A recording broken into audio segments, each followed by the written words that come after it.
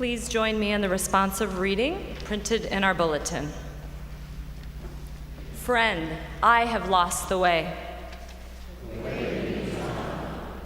Is there another way? The way is one. Back, I must travel back.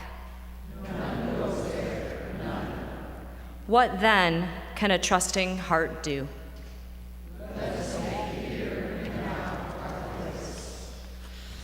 Good morning, Fountain Street Church. Welcome. How's everybody doing? Yeah. All right, let's get doing a little bit better. Let's sit up taller. Let's take a big breath in on this beautiful day together. In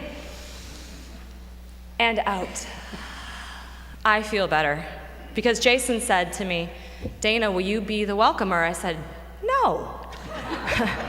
And I thought for a little while, and I always enjoy the stories and the people that come up, and here I am. I want to extend a special welcome to the visitors who are joining us for the first time. You're in for a very special treat. And for everyone else that comes each week, you did the hardest work, which is showing up. We are so happy that you are here. Fountain Street over the past few years has become very important to me, and I am going to give you the top 10 reasons why. Number 1, I am a recovering Catholic. And each week, I am reminded that I am welcome just as I am. No guilt, no shame, and thankfully, no more plaid skirts. Number 2, I am not told what to think, but led to know myself more deeply. 3, I am invited to be part of something larger than myself, and therefore I feel less alone on my journey. Number 4, I am inspired to connect with others in meaningful ways. Number 5, I'm continually reminded that Fountain Street is a place where all are welcome. Number 6, I am part of a community fueled by action, led forward by social justice. Number 7, I am able to bring my family, and each of my 5 kids can find their own unique fit here. Number 8, I am among strong, smart, and beautifully spirited women. Number 9, I'm going to take just a little time here. I am supported. My husband is supported, and my family is supported. And this fall, that came to me so clearly when my husband's heart did not work so well. And we received an outpouring of goodness from the community that is hard to put into words. Not only did we receive cards and flowers, balloons, visits, my favorite, which was the beautiful coffee that many of you brought to the hospital, and the love and the prayers and the acts of service are beyond description. The Gendron family, all 6 of them, came to our home in the freezing cold, and they shoveled and they chopped wood, and even sweet Katie Gendron cleaned out our little pond that had a smell no human should endure. Christmas Eve, Fred Wooden showed up on our doorstep, just like Santa Claus. He brought with him flashlights and lanterns and wind-up radios, because on top of everything else our family was experiencing, we had a 5-day power outage. And Fred not only brought light to us, but he brought love and warmth to our table and our home. For all those kindnesses and so much more, I would like to extend heartfelt gratitude to each of you.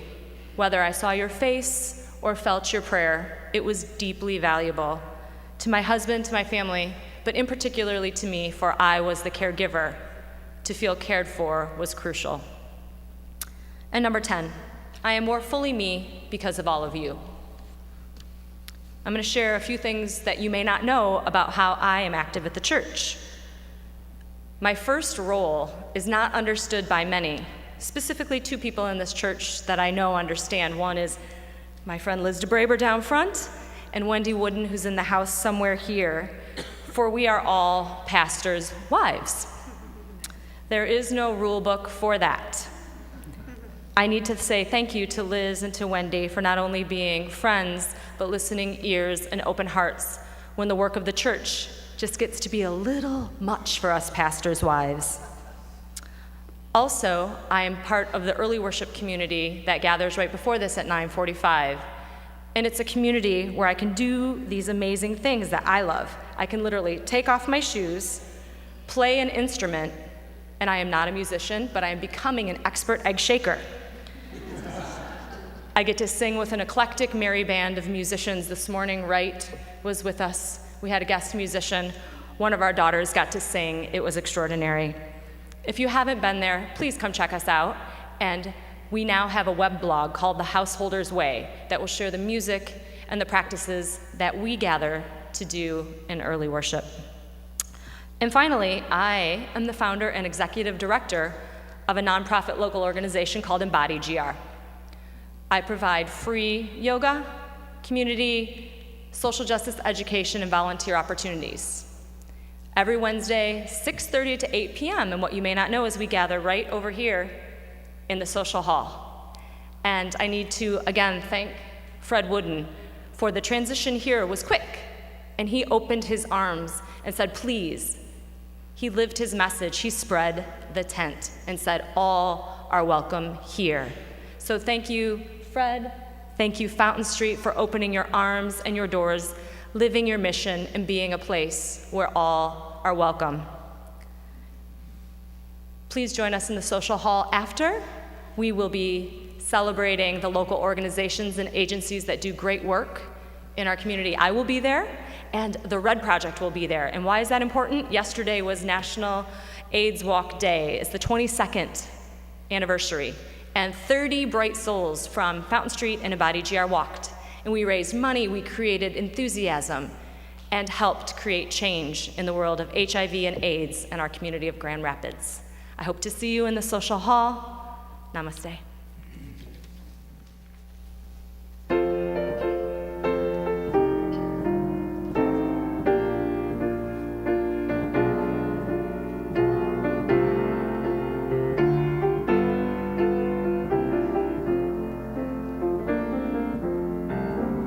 I've got peace like a river.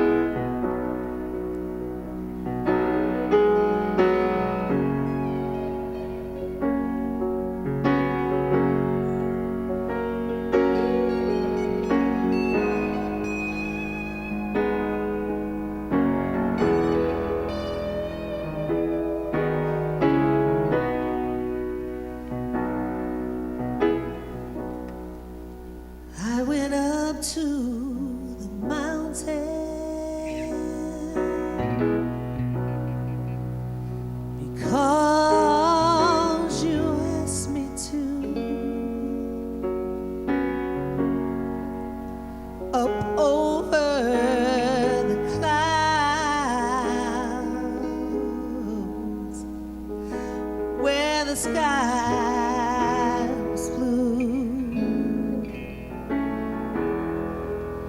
I can see all around me, everywhere.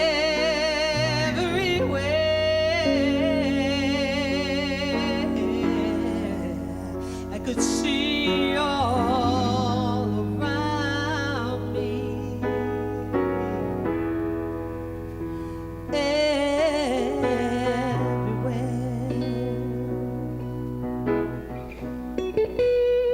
Sometimes I feel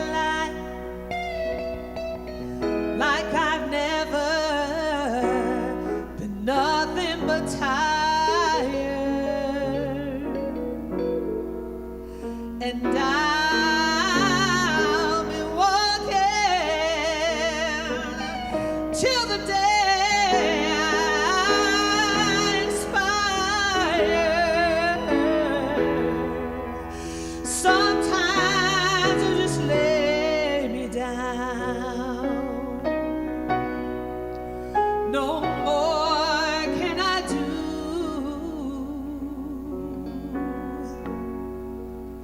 but then I go on again, because you asked me to.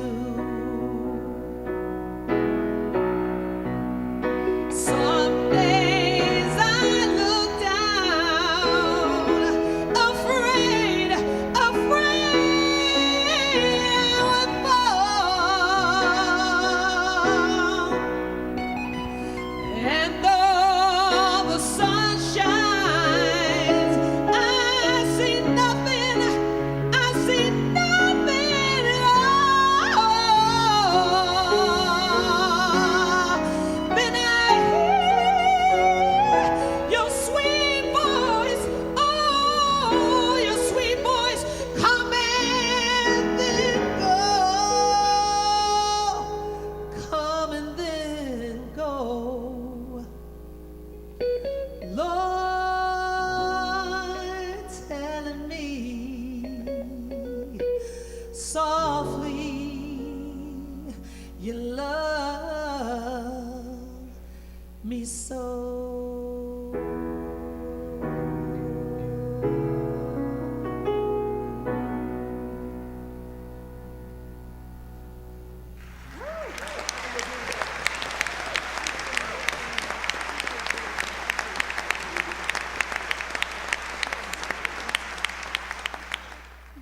We're a church, right?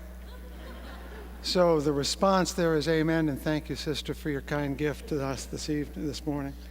Amen means may it be, means you give agreement to what has been said, which is why I don't expect you to say it after the sermon. I don't expect it. If you want to say so, it's all right with me. A couple of things to mention, a passage or two to light the fire or annoy you a moment before I start in earnest.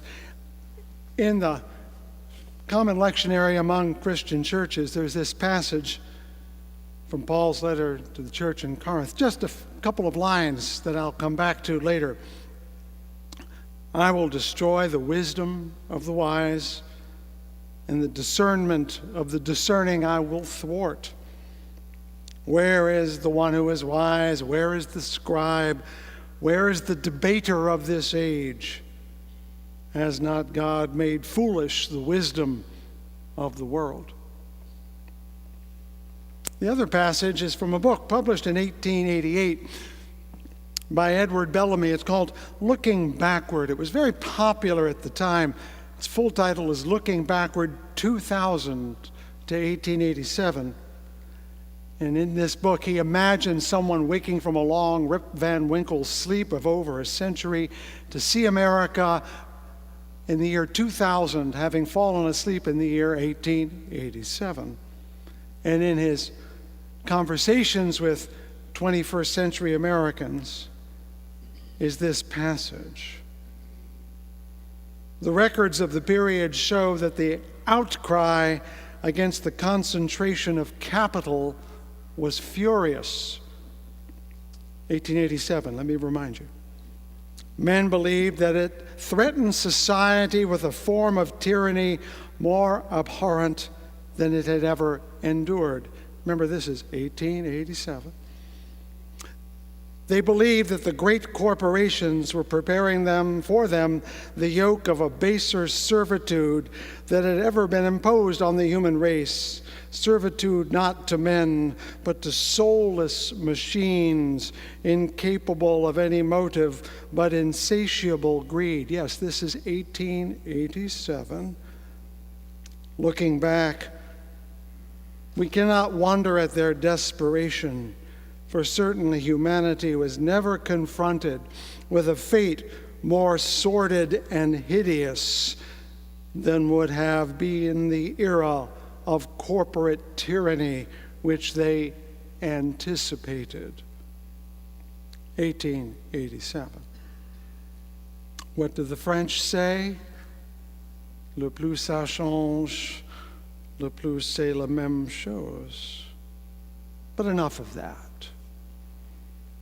Early spring in Chicago, for those of you who have been there, know that it's still cold, but mostly the snow is gone. You have that brown ground and the crumpled leaves of leftover fall. And I know this because I arrived there in the early spring of 1975 to interview for seminary. I had been offered a position, or at least the chance of one if I came and promoted myself. So I got off the commuter train, what was called the Illinois Central back in those days, at the 57th Street station in Hyde Park. And I paused before going to the seminary a few blocks west at the University of Chicago. I paused because it dawned on me as I stood there, and only then as I stood there, that I had stood on that same spot 13 years ago, before I'd ever imagined growing up, much less going to college, much less going to seminary. I was standing there with my family, for my father had brought us to Chicago, an exciting journey to the heartland, a trip so exciting I couldn't even sleep on the train overnight from Baltimore to Chicago. I was so excited not only because it was Chicago, but because we were going to the Museum of Science and Industry, which for a 9-year-old boy, there is no place more exciting than. It has 1,000 buttons to push. And as I stood there on the 57th Street platform of the Illinois Central as a 22-year-old young man, I remembered in that instant that I was there before at the age of 9. What I did not know in 1975 was that my grandfather had stood there in 1893 when he came to the World's Columbian Exhibition. He worked there that summer. And what I did not know and could not know was that my son would stand there on his way to his graduate work. And it's part of why I'm here, I think. In 1891, John L. Jackson arrived here as the new minister of Fountain Street Baptist Church in a new building on this site, the largest Protestant church in the city. He was 39 years old, had been serving in Illinois down in Bloomington, but he was a graduate of the University of Chicago Divinity School, my alma mater. He was, in fact, the first, and every senior minister since, with one exception, has been a graduate of that institution. I think that's important, but I'll tell you about that next week. This time, though, and this fall, I'm telling the story of our church. I'm not giving you every detail. There's a wonderful book by Philip Buchan that'll give you all the details up to the first years of Duncan Littlefair's long and illustrious ministry. And then Roger Birchhausen wrote a second volume that completed that marvelous half-century of his influence. So you can go and read those books to get all the details. Nor am I talking just about ministers. There's a splendid series written by my predecessor, David Rankin, the one who didn't go to the University of Chicago, who went into each and every clergy person since John L. Jackson. What I am doing is I'm attempting to outline our spiritual evolution as a community that started out as an Orthodox Baptist church and ended up with this interesting and almost unique reality of being an independent liberal church. And that story takes place in the larger story of liberal religion in general, and it is also my hope that over the course of these weeks you will find your own story in this tale, not historically but spiritually, that you will find the questions and answers posed in this long saga to be the ones you posed and seek to answer, and come to know that you are not the first, nor will you ever be the last to come through these doors on that journey. As I studied and thought about this project I'm on, it came to me that liberal religion is not one thing, but it's really several things. And in fact, I found 3 different kinds of liberal religion. Again, like I said last week, there was a sermon I gave when I first got here in which I said the word liberal itself has 3 meanings, and they correspond to the kinds of liberal religion that grew up around the country. The first one that I pointed to last week is that original word, liberal, that meant generous. Someone who gave away things liberally, was liberal in pouring on the ketchup, or liberal in their words, meaning a lot.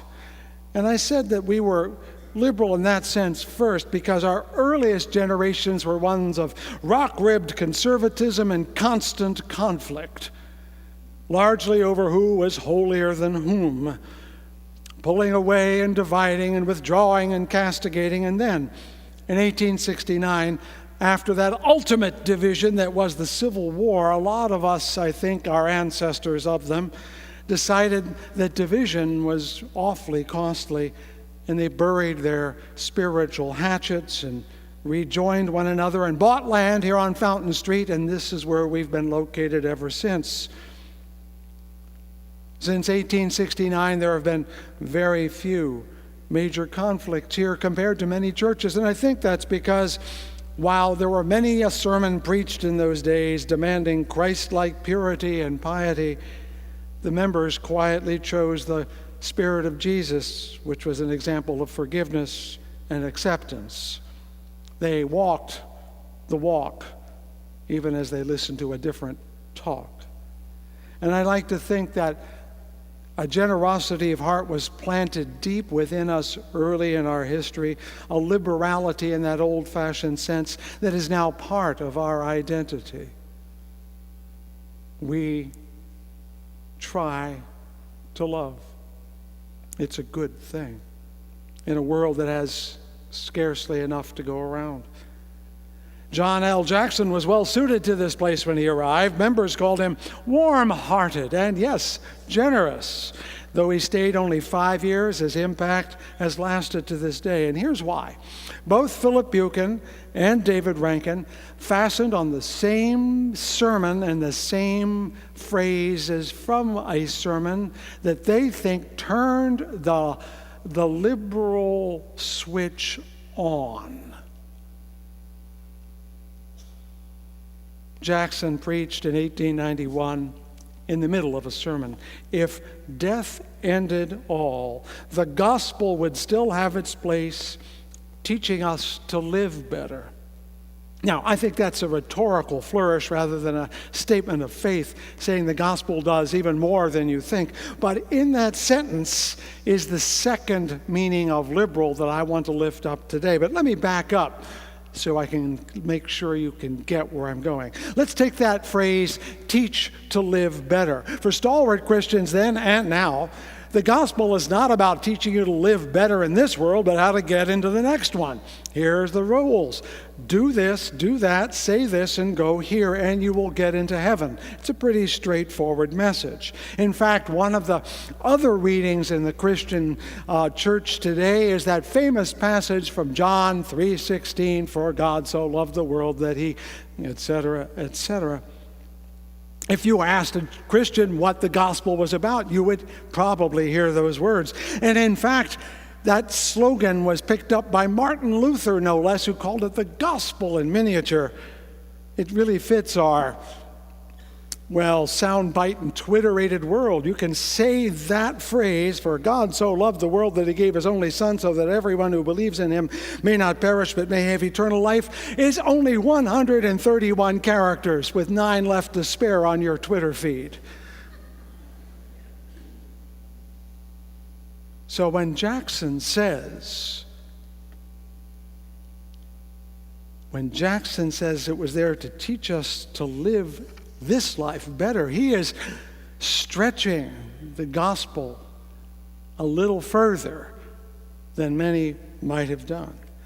That it was here to help this life be a better life, not just the next.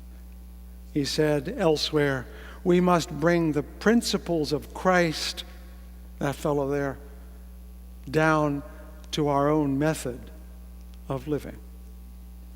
Jackson was not unique. I should give you some background. At the same time he was preaching here, Washington Gladden was preaching in Columbus, Ohio, and you don't probably know him unless you're a fan of American religious history. He is considered the father of the social gospel movement, a rising up of Protestant clergy in the late 19th and early 20th century that was seeking consciously to apply the ethics of Christianity, the ethics of Jesus, to modern life, to the questions of poverty, to the questions of hunger, to the questions of immigration, to the questions of injustice and racial oppression. Gladden supported unions. He opposed racial segregation. When John D. Rockefeller gave $100,000 to the Congregational Church organization which he served, he returned it as tainted money. That's $100,000 in 1890-something.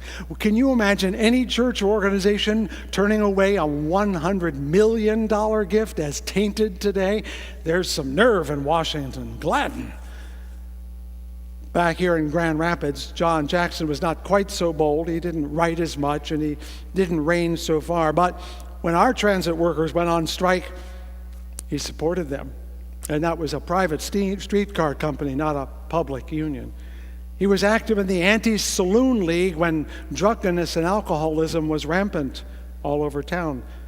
And he too thought that big money was a danger. He considered Jay Gould a scoundrel and saw the collection of wealth as taking away good-paying jobs for ordinary men and women. That's 1892. Read. The second meaning of liberal, as I'm describing it, is liberation.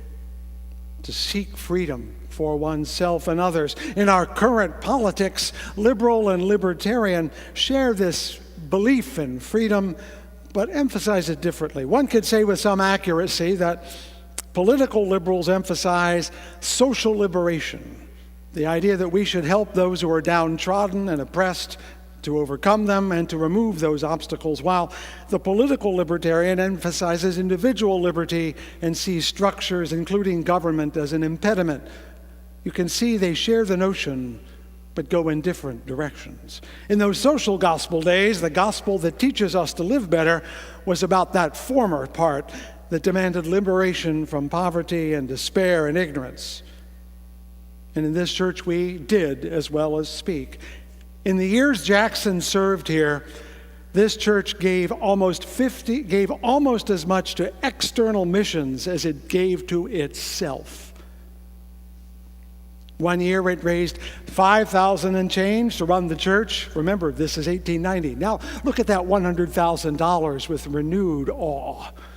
That the whole church was run on $5,000 a year, yet it raised $4,500 in missions that year.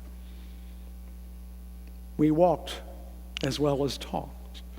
In 1888, 2 years before Jackson came to this church, that's when Edward Bellamy wrote that book that you heard a quote from. It's a fiction, it's a science fiction book in which a man wakes up after a century's sleep, finds himself in America, and discovers a paradise of plenty and equality, the result of conscious efforts by the people, including their government, to remediate the inequities and injustices of industrial life.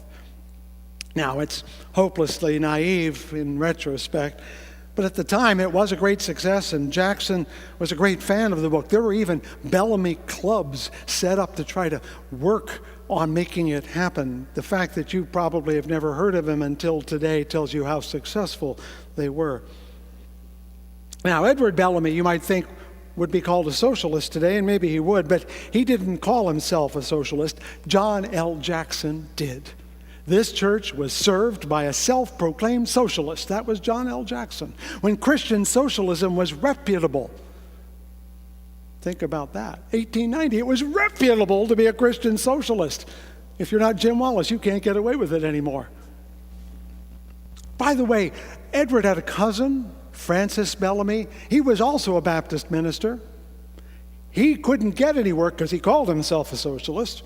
So he started writing for a little newspaper, and one of his assignments had him to do something on behalf of the 400th anniversary of the discovery of America by Christopher Columbus. An inaccuracy, but a well-celebrated one. And he came up with something for school children to do. I pledge allegiance to my flag and to the republic for which it stands, one nation, indivisible, with liberty and justice for all. Yes, a Baptist preacher, socialist, wrote the Pledge of Allegiance. Makes me giggle every time I see it. Jackson and I guess, are similar in some ways. We've mentioned the University of Chicago. He loved to travel. I do too. And he would come back and preach sermons on his travels.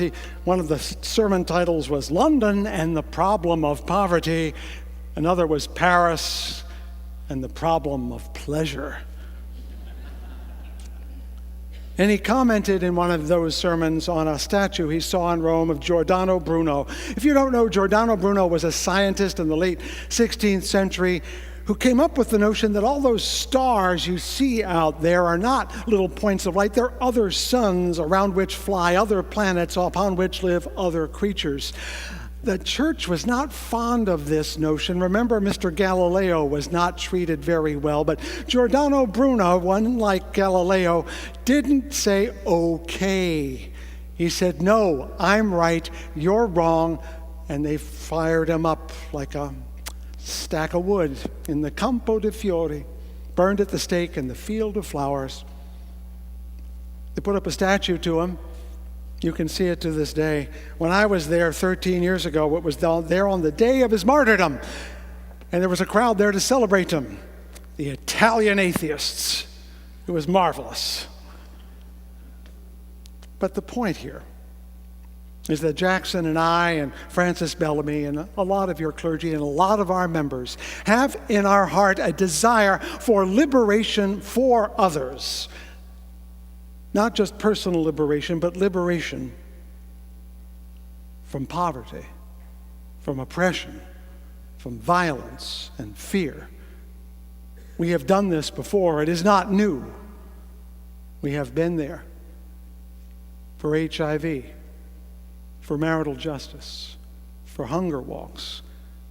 We have given succor and sanctuary to those who were unwelcome elsewhere. We have gone into the streets. We have gone into the homes. We have walked our walk for over a century. The second meaning of liberal religion is freedom for all, liberty and justice for all. Now, my Unitarian ancestors once talked about how they could be confident in the progress of mankind, onward and upward forever. Whew. In that book by Edward Bellamy, it never did come true, did it? The 20th century demolished the easy triumphs imagined by Gladden and Bellamy and Jackson and others. New iterations of evil, made worse by the very scientific progress they thought would save us, enhanced those evils, made them even worse than before, and made any blithe optimism all but laughable. And yet,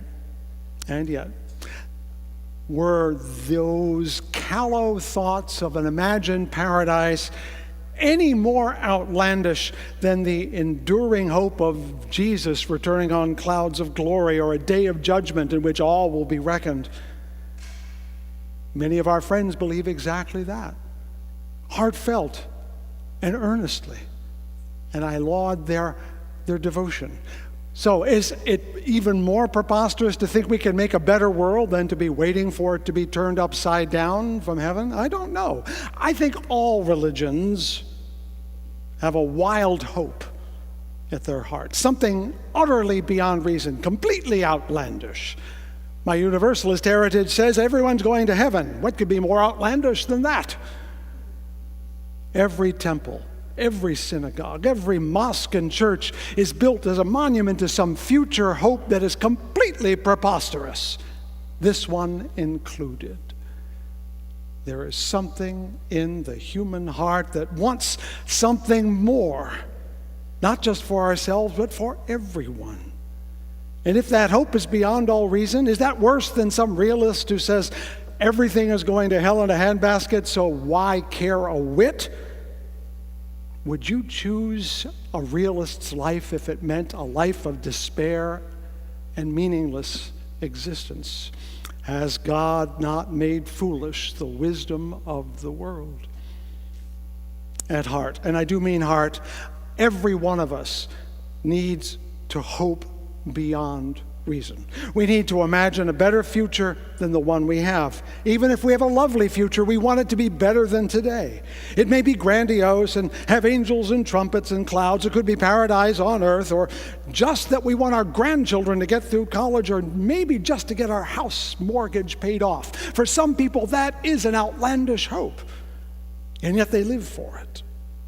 What is liberty and justice for all but an outrageous hope that America might actually be the place it says it wants to be? We all look backward from our imagined future. We all imagine a world that we'd like to be living in or want to come into existence. And that hope is what makes life worth betting on.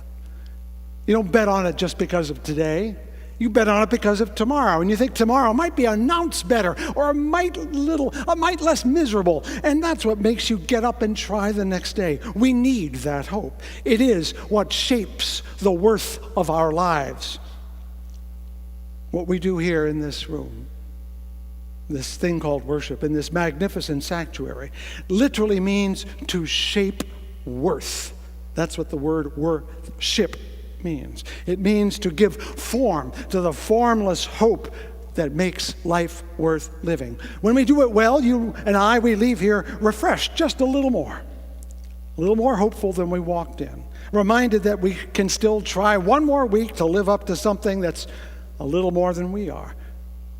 And there will be moments every week when we have a choice between choosing a hopeful response or a cynical response. You will have that moment today and tomorrow and every day, and you will decide at some level to vote for hope rather than cynicism. And you will do it not because you know what the future is like, but because you want the future to be like that, even if it's unreasonable. It will be hard. It'll be hard because hope really does look kind of foolish out there, doesn't it? Why open the door for anybody? They're not going to care. Why be nice? They won't say thank you. Why pay your taxes? They're not watching. Why drive on the right side of the road? It's inconvenient. Why stop for the red light? We all decide to vote for hope even when it looks dumb. We all vote for hope even when we could be hurt. We all vote for hope even when we know we're going to be disappointed. A few months ago, I spoke about failure. Some of you were here, and I boasted about my gift for failing over and over again. Here's why. I would rather fail at hope than succeed at cynicism. And so would you. Failure is a daily experience for all of us if we look hard, whether we sprain our wrists or forget where we put our keys or look back on life and said, geez, I haven't come nearly as far or done nearly as much. Failure is a daily experience. But my hope in life never fails. And if failure is the price of hope, I will fail every day for the rest of my life and be glad of it. For to succeed in a small thing means nothing, but to hope for the impossible means something powerful can still happen. If I ever give you anything in this world, if I have anything to offer to you in the few years I have of service then, now, and in the future, it is this: hope does not fail, even if you do. Keep hoping, like John Jackson. Keep hoping, like Edward Bellamy. Keep hoping, like Jesus. And maybe one of these days you will fail yourself right into heaven. May these words of my mouth and the meditations of my heart be found true in thy sight, thou who art my rock and my Redeemer. Amen.